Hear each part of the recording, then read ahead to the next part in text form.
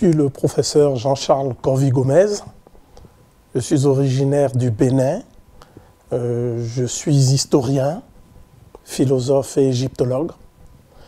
Et pour moi, le 29 août 1985, il y a eu, on peut le dire ainsi, un véritable tournant dans ma formation intellectuelle et dans mon orientation.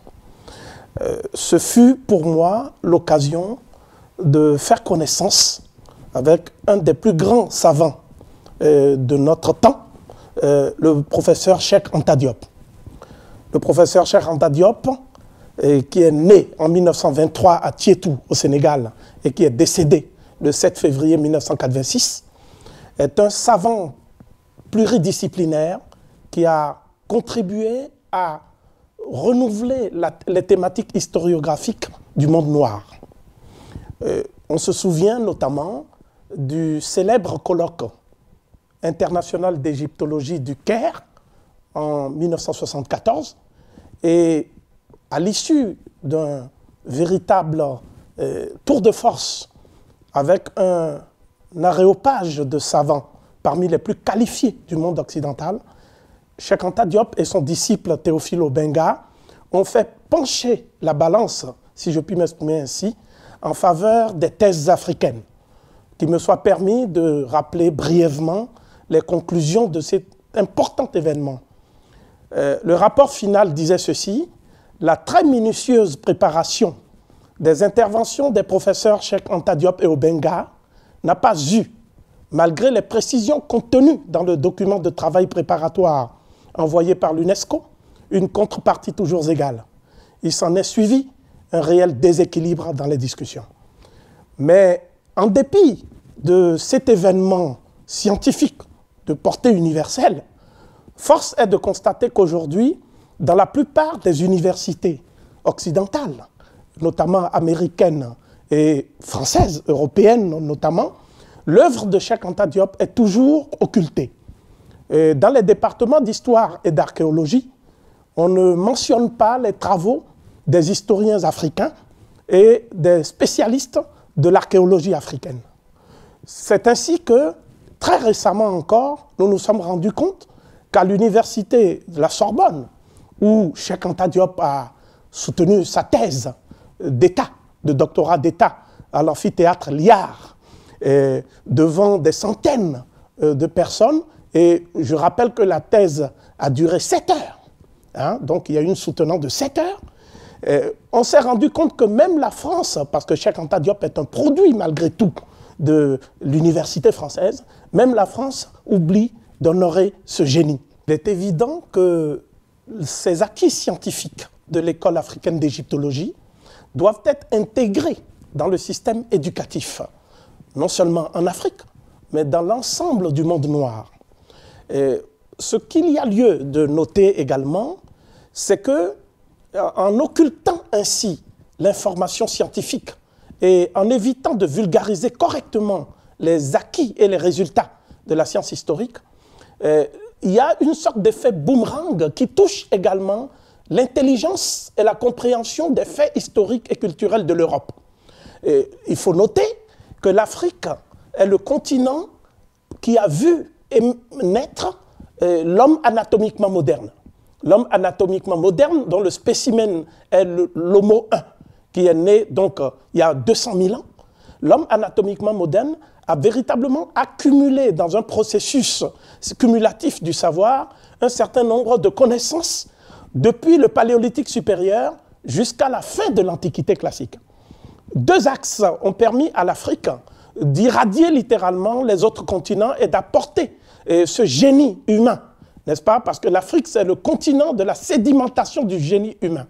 Nous utilisons à dessein cette métaphore géologique pour montrer qu'en fait, il y a une strate, une couche, un substrat africain du savoir, et que ce substrat, par la diffusion et les migrations vers les autres continents, ont permis justement l'éclosion de la civilisation, non seulement dans les civilisations de la Méditerranée septentrionale, notamment la Grèce pré-hellénique, Rome et toutes les autres civilisations qui ont suivi, mais également dans la Méditerranée orientale, n'est-ce pas? Donc l'Asie et toutes les autres civilisations qui ont essaimé à partir de la Mésopotamie. Donc, si cela est vrai, si ce processus cumulatif du savoir a permis à l'Africain de diffuser les connaissances les plus précoces qui soient, je ne mentionnerai que 3 faits qui sont en général occultés aux profanes. D'abord, la découverte des mathématiques. La découverte des mathématiques, Ishango, etc., l'os d'Ishango, montre qu'il y a 38 000 ans déjà, les Africains avaient maîtrisé le système de numération et un certain nombre de systèmes mathématiques extrêmement poussés.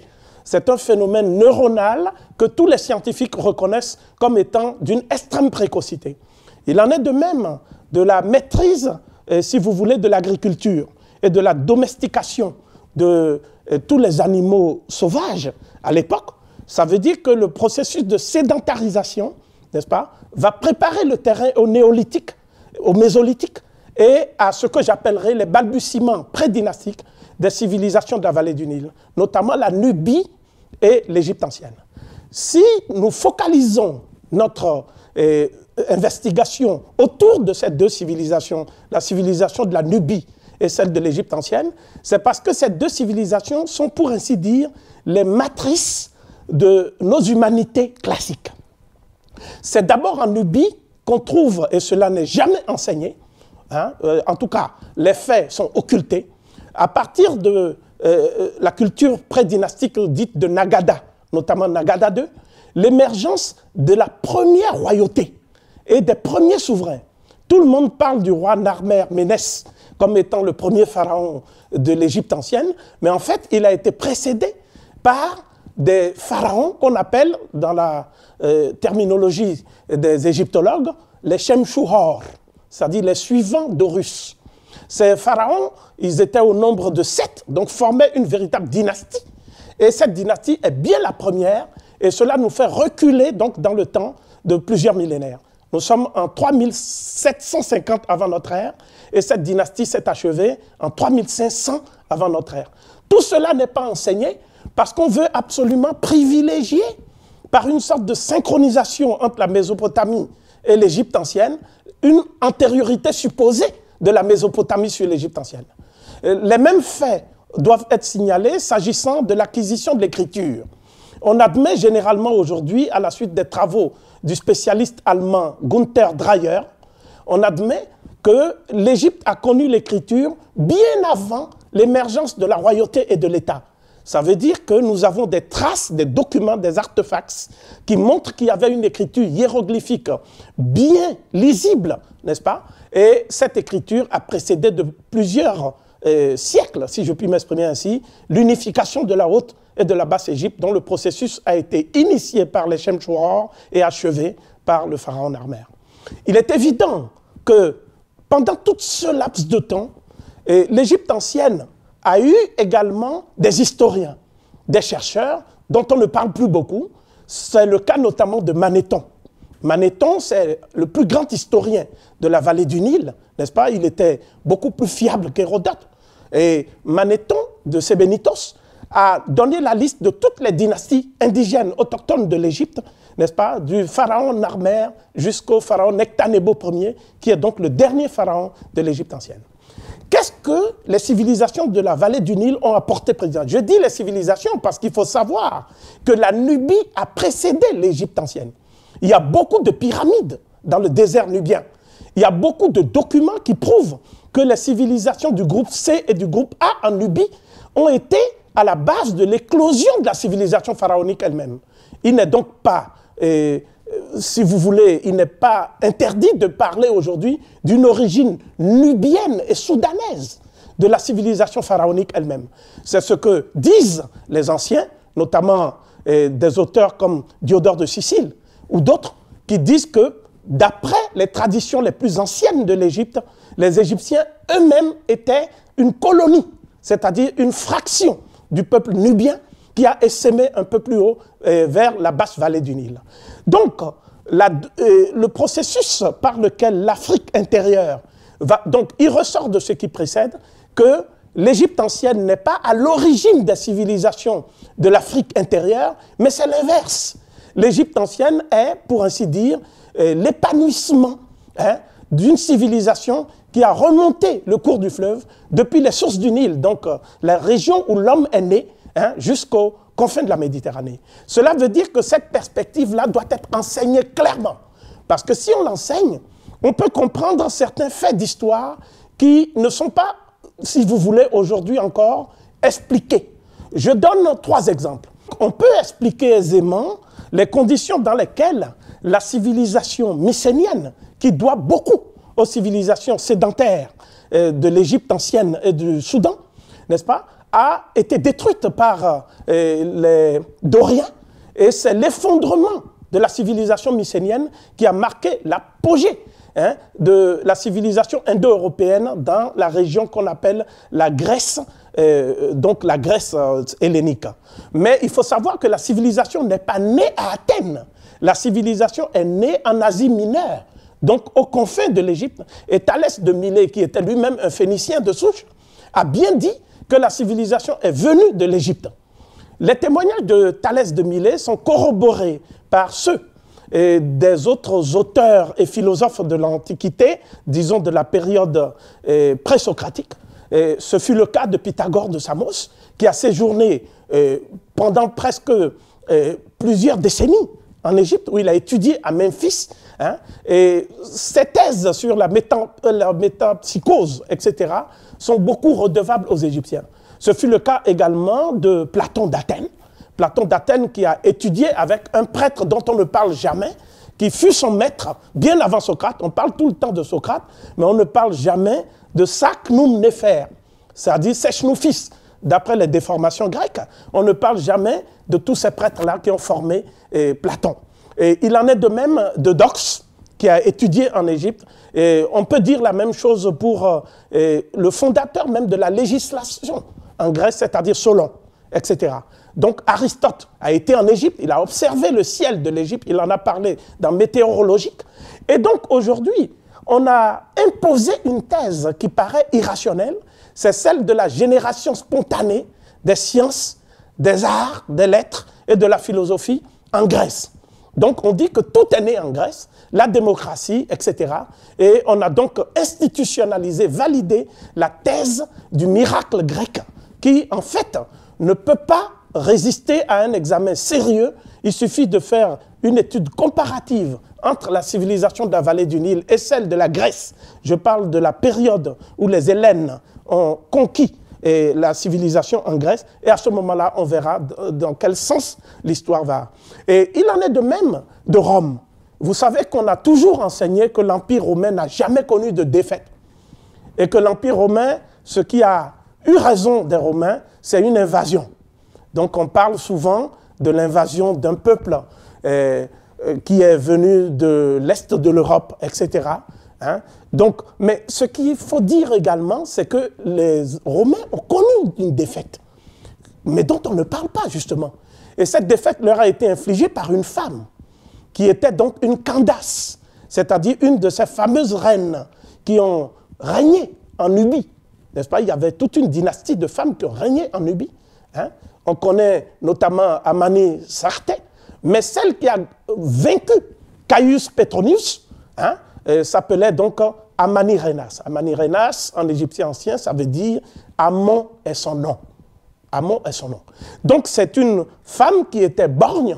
Et Strabon en a fait même un proverbe, il a dit que c'est une femme qui a eu un courage au-dessus de son sexe. Mais ce qui est certain, c'est que l'Afrique était littéralement le point, si vous voulez, de diffusion, le lieu de focalisation de toutes les connaissances dans le domaine des sciences, des arts, de la littérature, de l'architecture, etc., etc. Et ceci, tous les auteurs grecs de l'Antiquité sont unanimes pour le dire. On ne nous citera pas un démenti tiré des textes d'Homère jusqu'à Ammien Marcellin. Donc la civilisation du Ghana, par exemple, son apogée coïncide avec le déclin de l'Égypte. Vous savez qu'à partir de 663 avant notre ère, les Assyriens avaient détruit la ville de Thèbes, et à partir de moins 525, les Perses, avec Cambyse, avaient porté un coup fatal à l'Égypte ancienne. Mais l'Afrique intérieure a immédiatement poursuivi ce processus civilisationnel, si je puis m'exprimer ainsi. C'est ainsi que l'empire de Ouagadougou, parce que c'est son vrai nom Le terme Ghana semble avoir été imposé par les Berbères. L'empire de Ouagadougou, ça veut dire le pays des nobles, Ouago, noble, hein, en saracolé. L'empire Ouagadougou a permis à la dynastie des Cissé et à toutes les autres dynasties de préparer le terrain à l'émergence d'un des plus grands empires, n'est-ce pas, de tous les temps, n'est-ce pas? Et ce n'est pas moi qui le dis, hein, c'est dans Pantagruel où Rabelais parle du roi du Mali comme un des plus grands rois du monde. Hein. Et donc l'empire du Mali a suivi, hein, le Tekrour qui se trouve entre la Mauritanie actuelle et le Sénégal, donc à l'embouchure du fleuve même Sénégal. Ce fut un très grand empire également. Et ne parlons même pas du Kanem-Bornou. Nous sommes donc aux confins du Tchad.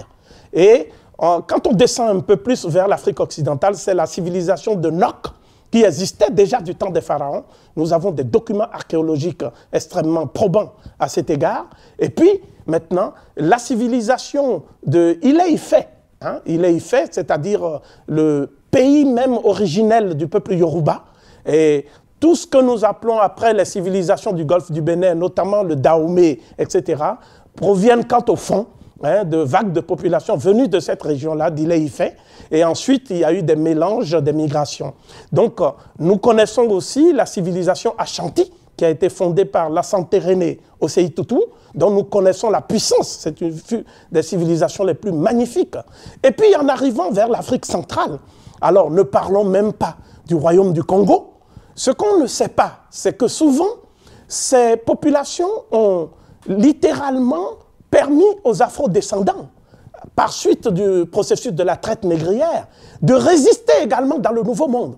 C'est ainsi que ce sont des Congolais qui ont fait la fameuse révolution, hein, au Brésil, hein, qu'on appelle la République de Palmarès. C'est un Congolais qui était à la tête de cette résistance-là. Nous sommes au XVIIe siècle, donc c'est bien avant Haïti. Hein. Donc on ne peut pas non plus comprendre l'histoire de la diaspora si on ne saisit pas cette continuité historique de l'Afrique avec ses descendants partout dans le monde. Donc, en allant vers l'Afrique australe, on a la fameuse civilisation de Zimbabwe, c'est-à-dire la maison des pierres en langue Shona. Hein? Donc, c'est le peuple Shona qui a créé cette civilisation. Et ne parlons pas des civilisations Zoulou, de toutes les autres civilisations magnifiques.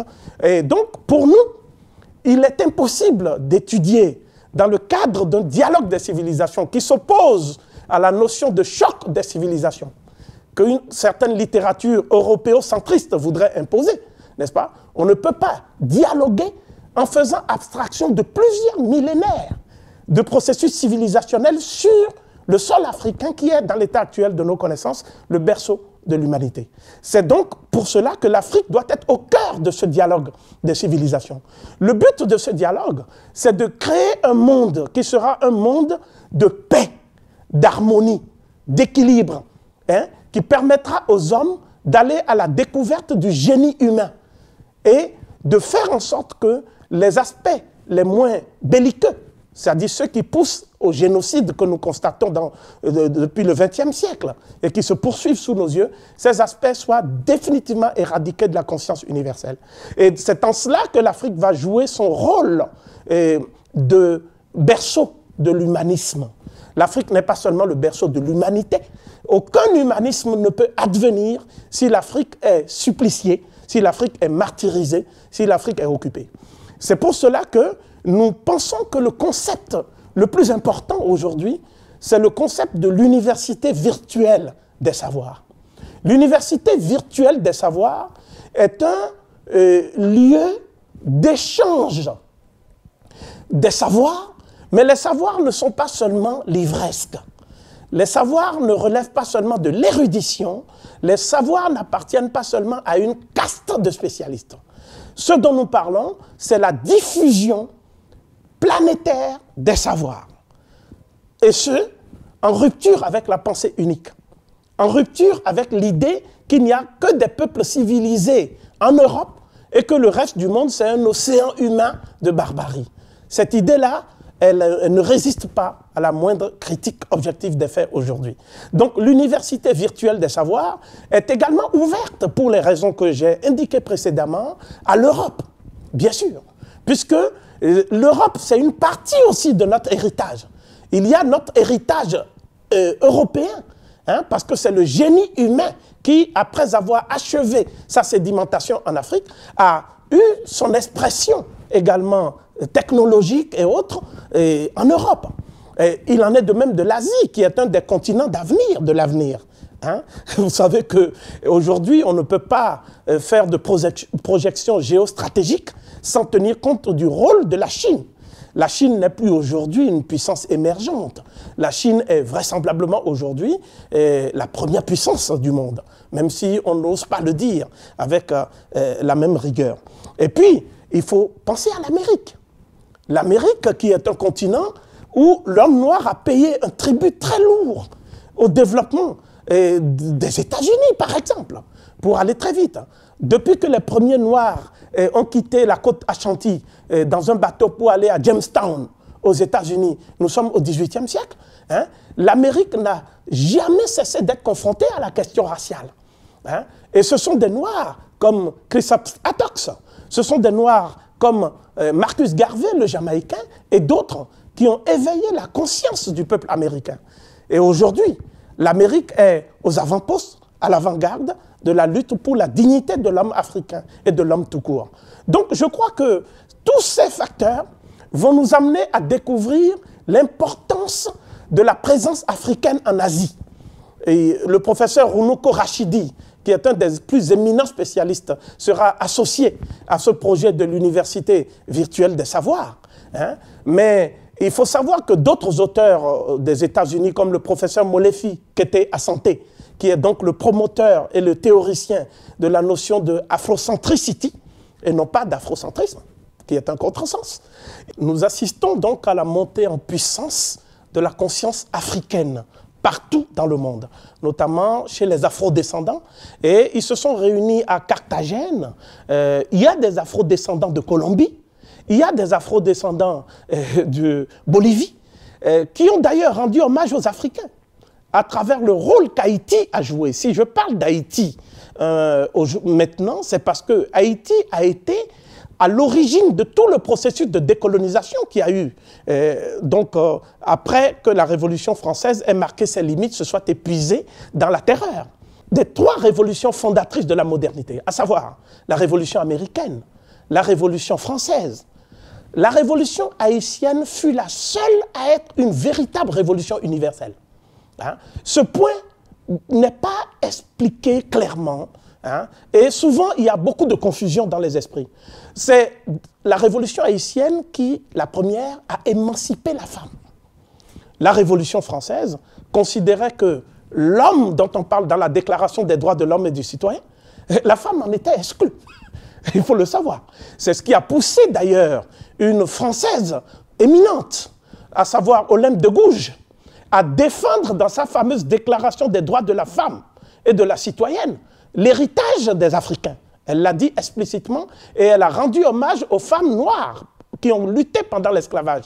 Et cette femme a disparu et même les traces de son combat ont disparu ici en Europe. Donc le rôle de l'université virtuelle des savoirs, c'est de réhabiliter également tous ces gens qui ont combattu pour l'idéal humain et qui ont été occultés dans leur propre pays. Hein. Il faut savoir que la révolution haïtienne est une des seules révolutions qui admettait l'accession à la citoyenneté, quelle que soit la confession qu'on avait.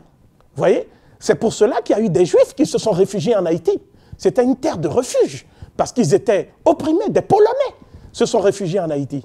La révolution haïtienne est la seule qui est donnée à des gens qui n'étaient pas de conditions sociales très nobles, hein, le droit d'être citoyen également. C'était pas difficile parce qu'ils sortaient d'une société esclavagiste. Mais il n'y avait pas de discrimination sociale en Haïti. Et la révolution haïtienne, enfin, c'est la révolution qui a permis à toute personne, quelle que soit sa couleur de peau, hein, parce que la Déclaration des droits de l'homme disait que tout homme est né libre et égal à l'autre homme, mais il ne s'agissait pas de l'homme noir, cela va sans dire, vous le savez bien. Donc, ce que je veux dire, c'est que cette révolution a permis à l'homme moderne de conquérir une notion fondamentale. Cette notion, c'est la décolonisation des consciences. C'est la révolution haïtienne qui a posé le problème colonial, qui n'a pas pu le résoudre parce qu'il y avait des contradictions issues du système esclavagiste. Il y avait la pression aussi de la France et des États-Unis contre ce pays qui était véritablement la citadelle du monde noir. Mais la révolution haïtienne a influencé les Brésiliens, a influencé la Guadeloupe. Hein? Tout ce qui s'est passé avec Ignace, Delgrès et tout ça, cela n'eût pas été possible sans la révolution haïtienne. La révolution haïtienne a influencé les États-Unis d'Amérique. Le roi Christophe était aux États-Unis où il combattait, c'était un Jamaïcain, etc. Donc je crois que tout cela doit être redécouvert. Hein? Nous devons remettre tout cela au cœur du débat contemporain contre les discriminations. Parce que le problème, ce n'est pas l'accession formelle et juridique à l'égalité. Ça, c'est très facile. Hein? L'égalité dans les textes. Non. Le problème, c'est la déconstruction de la notion même d'inégalité des races et la déconstruction de toute la hiérarchisation des races sur lesquelles sont fondées les civilisations modernes. Je crois que c'est ça qui est important et en cela, nous allons véritablement innover. Et c'est la mission essentielle dévolue à l'université virtuelle des savoirs qui est ouverte donc aux Asiatiques, qui est ouverte aux Européens, qui est ouverte aux Américains, qui est ouverte à tous les hommes épris de progrès et qui aspirent à la connaissance, hein, de manière à bâtir une nouvelle humanité, construire une humanité qui va vivre dans l'harmonie et dans la paix. Je dis que ce qui est important aujourd'hui, c'est de comprendre que l'université virtuelle du savoir a une devise. Cette devise, c'est la science et la conscience au service de la Renaissance. Quand nous parlons de Renaissance, c'est la renaissance de l'humanité. Nous ne parlons pas d'une renaissance de telle race qui serait contre telle autre race. Non, c'est l'espèce humaine. Hein? C'est de ça que nous parlons, la renaissance de toute l'espèce humaine. Et cela ne peut se faire que par l'éducation. On peut mettre des milliards, hein, si vous voulez, à spéculer dans les banques. Cela ne donnera jamais une humanité meilleure. Par contre, si on mise sur l'éducation, la véritable éducation, celle qui s'affranchit des discriminations, on peut alors aboutir à quelque chose d'extraordinaire. Je voudrais, en conclusion, rappeler une phrase de notre maître à tous, le distingué savant Cheikh Anta Diop. Cheikh Anta Diop écrivait dans Antériorité des civilisations nègres, mythes ou vérité historique, cette phrase. Aujourd'hui encore, de tous les peuples de la terre, le nègre d'Afrique noire seul peut démontrer de façon exhaustive l'identité d'essence de sa culture avec celle de l'Égypte pharaonique, à telle enseigne que les deux cultures peuvent servir de système de référence réciproque. Il est le seul à pouvoir se reconnaître encore de façon indubitable dans l'univers culturel égyptien. Il s'y sent chez lui, il n'y est point dépaysé, comme le serait tout autre homme, qu'il soit indo-européen ou sémite. Autant un occidental aujourd'hui encore, en lisant un texte de Caton, ressent l'écho de l'âme de ses ancêtres, autant la psychologie et la culture révélées par les textes égyptiens s'identifient à la personnalité nègre.